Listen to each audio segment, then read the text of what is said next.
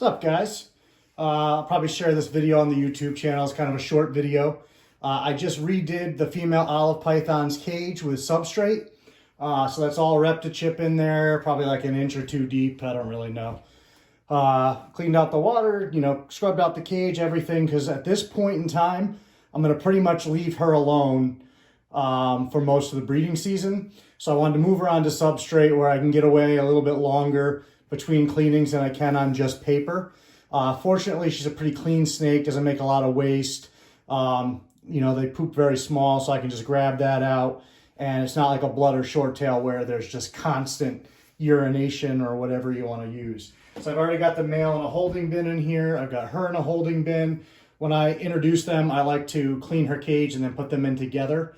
They're going to be together quite a bit this year. One of the pieces of advice I received on top of changing how I was cycling was to leave them together longer.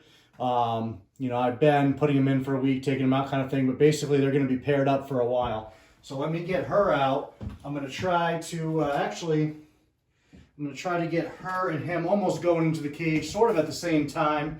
So I'm here as a buffer.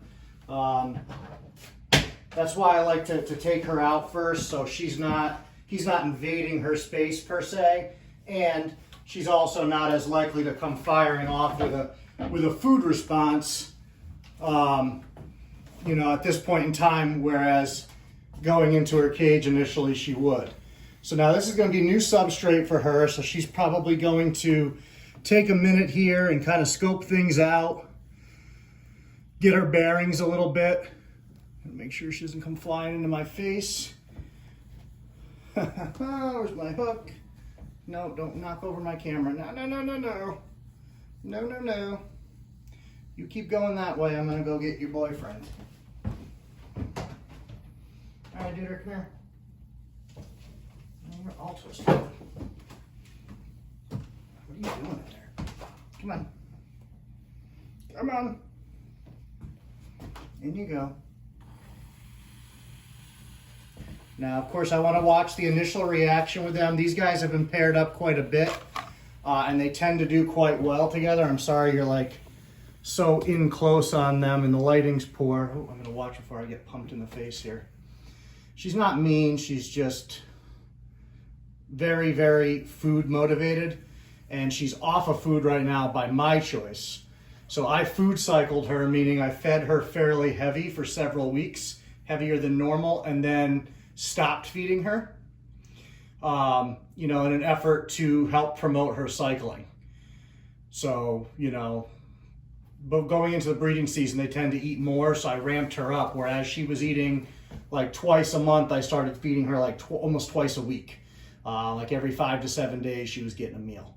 And, instead of maybe a medium rat or a large rat, I'd throw her 2, just giving her a little bit more food than usual. So right now, if you look at, I don't know if you can see her head really. She's coming into the screen.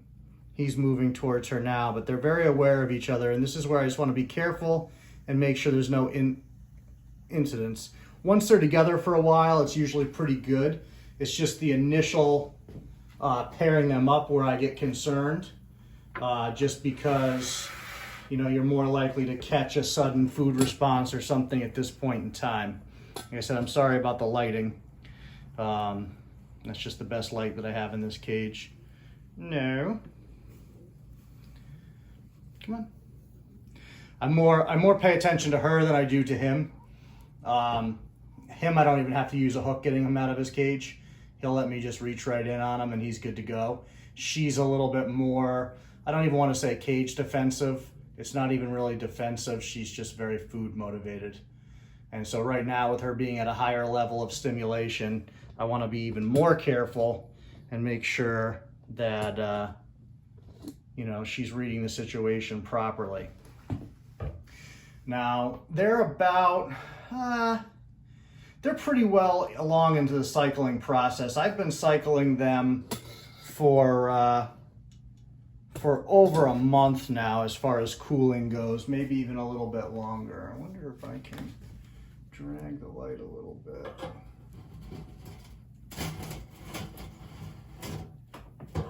Maybe get a little bit better lighting in there. You can see There's the little dude right there. That's the male's head. And actually what I can do now that I don't have to wrangle them so much, I can set this thing up and we'll get you up in the cage a little bit here. Excuse me. Sorry for the Blair Witchness there. I gotta close the legs on this thing. Had an interesting day today on the old YouTube page. Had somebody accuse me of supporting treason because of somebody's house I videotaped at that they happened to have a flag in the background. Wild times. But you can see right away he's kind of scoping her out there already. He is a very, very avid breeder. He tends to kind of go right at it. So he's already very interested. She's, of course, way down there now. Coming around. Get up nice and close on her. She's like, what the hell is in my cage? I love these guys. I will say, they weren't exactly what I expected. From everybody really built olives up and made them into these like incredibly intelligent animals, and it's just a different level. And they are intelligent, but I don't think that they're quite to the level people made them out to be. I mean, people made them out to be something up there with like king cobras. Very smart animals that are very aware of their environment. But I don't know. I have a hard time believing that a super intelligent creature has trouble distinguishing between me and a food source. Once in a while, when they're in that like real food mode, I understand. But like, I've never had an African rock confuse me for food ever. I've had African rocks try to kill me, but it wasn't because they were looking at me as a food source. It was a defensive thing. I've had, you know, bloods and shorttails give me defensive responses, but I've never had one confuse me for food. I've never had one bite me and wrap me. This particular lovely lady down here has bit and wrapped me a couple of times. She's just so food motivated. But then, you know, you have him where he's not. Like, he's super chill. If she wasn't approaching from my right now, I could just reach in and grab him. Even with him looking to breed and everything, he's still fine. You know, she's looking the other way right now, so I get in here for a second. But yeah, I mean, I can just grab him, no issues, no striking. He's looking at me like, what the fuck you doing, dude? But, you know, no defensive behavior, no food response. He's very curious always, as you can see. And now that I have his curiosity, he's really gonna check things out. Where you going, dude? Yeah, you're getting too close. You gotta back up. There you go. You always gotta be wary when you're working with multiple animals, because she's the one that'll put a hurting on me. Like I said, she's just very food motivated.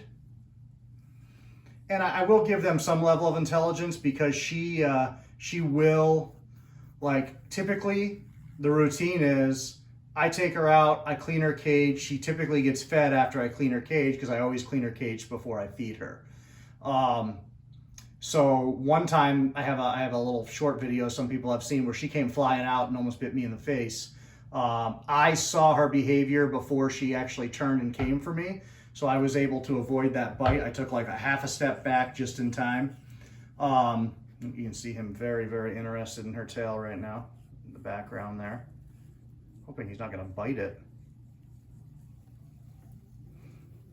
No, they're good.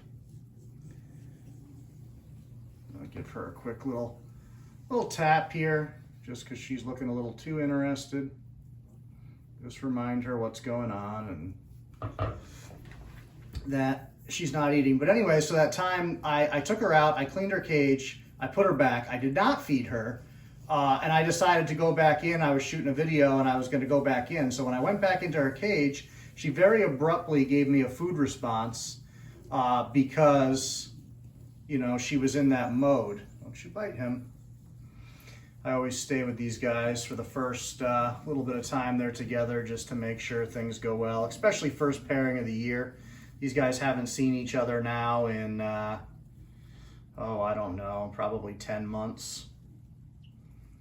So give them a chance to get reacquainted, make sure everything's hunky-dory. But yeah, so she came flying out because I broke from our usual routine. So she was looking for the usual routine. I did something different that day. So a lot of people will get bit doing things like that, and then they're like, oh, well, you know, my snake's just mean or whatever. You know, they do learn routine to some extent. And so if you're deviating from that routine, sometimes you confuse them and you'll elicit a response other than what you want. What are you doing? You're such a pretty girl, huh? But she's definitely not a bad snake. I mean, I can handle her very, very safely. I just know the signs I have to watch out for, and also I know the situations that are going to create a reaction that I do not want. And one of those situations is letting her bump my hand a little too much. That can sometimes get her going, and sometimes I swear it's the hair on my arms. They feel that hair and it just gives them like a kind of instinct to kick in, and it's a rodent, you know. The male doesn't do it ever, but both female olives that I have did it quite often. Where are you going?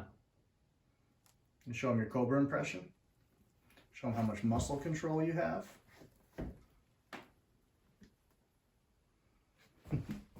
She's about 2 to 3 feet out of her cage right now. Let me get her back in though, so I don't want her wandering off. No, we're not climbing on the foam.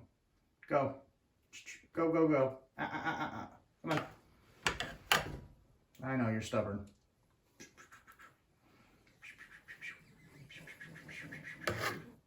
Go, come on. Your boyfriend's looking for you. You have a gentleman caller and you're over here. It's really hard with the camera in front of her because it just gives her something to try to climb onto. And olive pythons are definitely snakes that are very comfortable climbing. Very, very powerful animals. A lot of muscle control. These snakes are able to do some things that you would probably not expect a snake at their size to do well. And they're very, very stubborn. When they have something in their head, it just stays there forever. So it's very hard to put them off of an idea they have, like this idea that she's going to come over here and get me.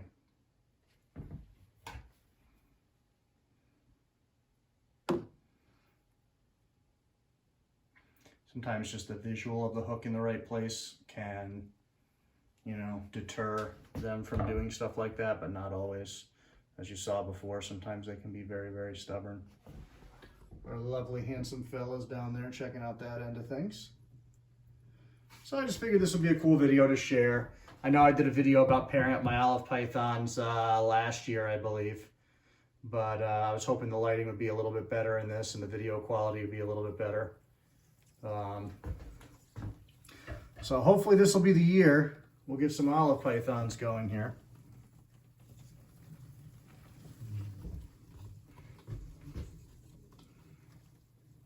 And we'll have a little bit of luck with them. I hate how she always sits so tightly wound and gets those marks like that. You know, she has obviously ample space in here to move around, but she just likes to sit in a ball. Right, buddy? But yeah, there's no obstacles in their way. Nothing to deter them. He's following her around quite a bit already. So I'm hopeful that once I leave them alone tonight, the temperature drops here. Her temperature is set to drop probably, I don't even know what time it is right now, but probably in about 2 hours. And then I have it where it's down for about 11 hours before it'll kick back up again to give her a basking spot during the day. And the light's not normally in here. I put it in here for filming purposes. It's not really in here, it's on top of the thing, but you know what I mean. That's her in the background, him in the foreground. I'm very, very fortunate. Overall, this pair seems to get along really, really well. I have not had any close calls with them, but I also am always paying attention, and every time you see movements like right now, this is what makes me nervous. When they're head to head like this for the first couple of times, You always worry that something's going to happen. So that's why I like to be right here, and I am in position to jump on anything if anything happens that I don't like. When do you go to the bathroom already? Fucking Christ. Can't have clean cages around here. Literally lasted, what, 30 seconds? Which one was it? Probably have it on film. My guess is him. But who knows? What are you doing? You're too damn close, darling.